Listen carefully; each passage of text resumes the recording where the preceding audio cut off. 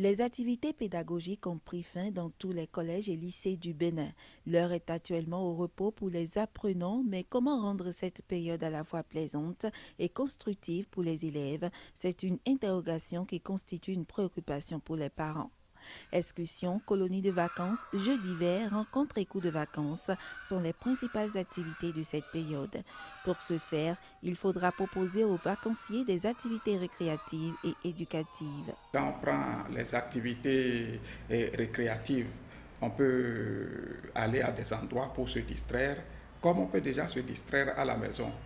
Les gens du village n'ont pas des centres récréatifs, mais ils se distraient bien.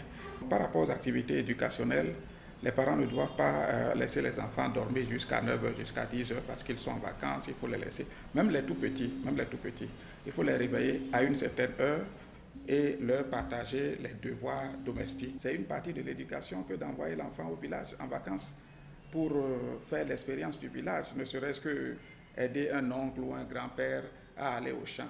Il y a certains enfants qui sont exactement comme les Blancs. Aller au champ, c'est une grande découverte pour eux. Les périodes de vacances sont également des occasions de développement social qui permettent aux enfants de ressortir les potentialités qui sommeillent en eux.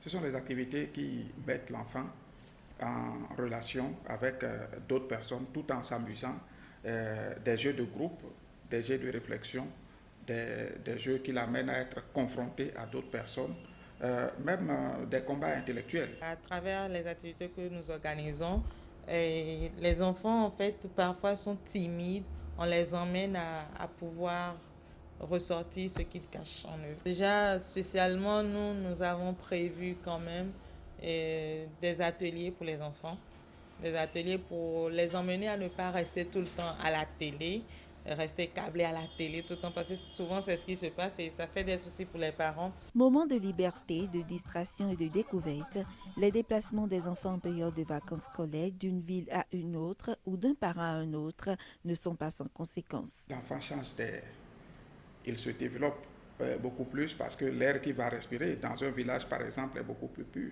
que celui qu'il rencontre dans une ville polluée comme Cotonou ou bien les grandes villes que nous connaissons, les grandes villes qui sont nos métropoles. Ça, c'est la première chose. La deuxième chose, il expérimente de nouvelles choses. Il apprend de nouvelles façons de vivre. On voyage, on a rencontré un monsieur ou bien une fille, et puis en l'espace de quelques jours, on se fait amis, parce que peut-être dans le milieu, il n'y a pas beaucoup de personnes qui parlent français, il n'y a pas beaucoup de personnes qui ont notre look de la ville. Et je me suis attaché à celui-là, il est venu de Lomé, moi je suis venu de Paracourt, de Cotonou, bon, on devient amis. Et malheureusement, leur amitié n'est pas vraiment saine. Ce n'est pas une amitié dans laquelle on apprend à se connaître, mais c'est une amitié dans laquelle, deux jours, ils sont allés au sexe. Il y a des enfants qui s'en sont sortis comme ça et qui sont venus, c'est après les vacances qu'on découvre la grossesse.